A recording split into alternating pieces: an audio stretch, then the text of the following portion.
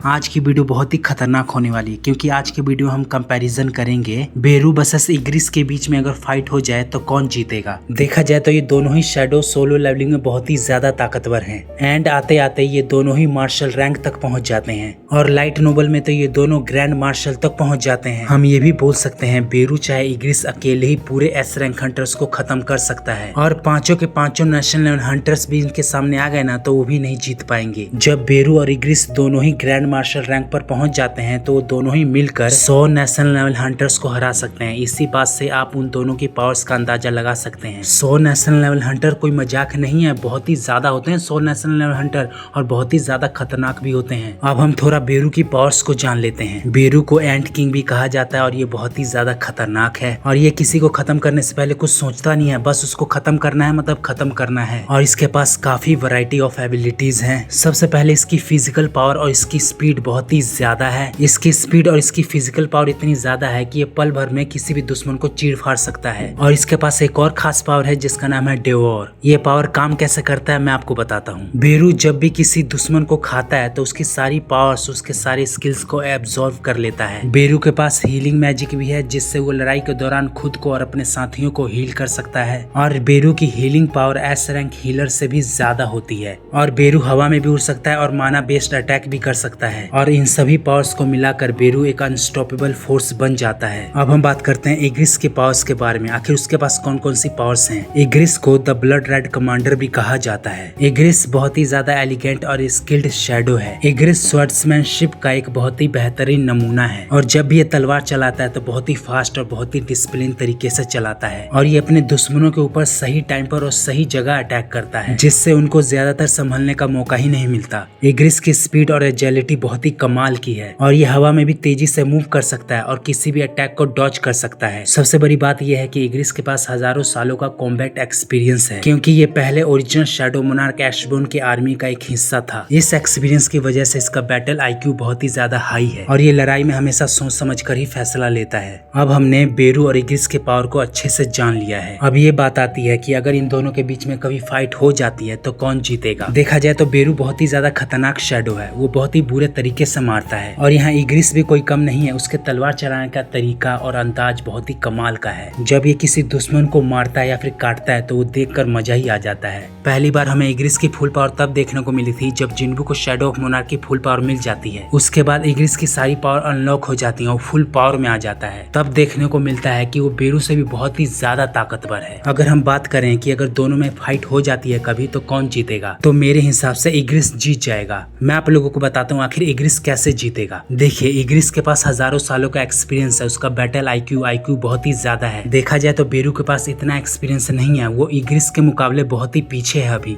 इग्रिस के पास ऐसी बहुत सारी चीजें हैं जिसमें वो बेरू से बहुत ही ज्यादा आगे है। अगर हम रिफ्लेक्सेस की बात करें तो इसमें भी इग्रिस बहुत ही ज्यादा आगे है बेरू से क्योंकि इसके पास हजारों सालों का एक्सपीरियंस है। लेकिन ये नहीं है कि बेरू बहुत ही ज्यादा कमजोर है, उसको आसानी से हराया जा सकता है। देखा जाए तो हैक्स, एबिलिटी, इंड्योरेंस, इंटेलेक्ट में बेरू बहुत ही आगे है इग्रिस से। लेकिन स्पीड की बात करें तो यहाँ बेरू इग्रिस से नहीं जीत पाता है। यहाँ इग्रिस की स्पीड ही बहुत ही ज्यादा तेज है। इग्रिस को अच्छे से पता है कि अपने से ज्यादा ताकतवर दुश्मन को कैसे हराया जा सकता है। इग्रिस को इस बात का अच्छे से पता है कि अपने से ज्यादा ताकतवर दुश्मन के कमजोरी को कैसे ढूंढा जाता है, कब सही टाइम पर अटैक किया जाता है, कैसे उसको हराया जाता है। इसी वजह से इग्रिस बेरू से जीत जाएगा। आप लोगों को क्या लगता है कमेंट में बताइए। अगर आप लोगों को वीडियो पसंद आई हो तो वीडियो को लाइक करके चैनल को सब्सक्राइब कर दीजिएगा और कमेंट जरूर करिएगा ताकि मुझे भी पता चले आप लोगों को वीडियो कैसा लगा।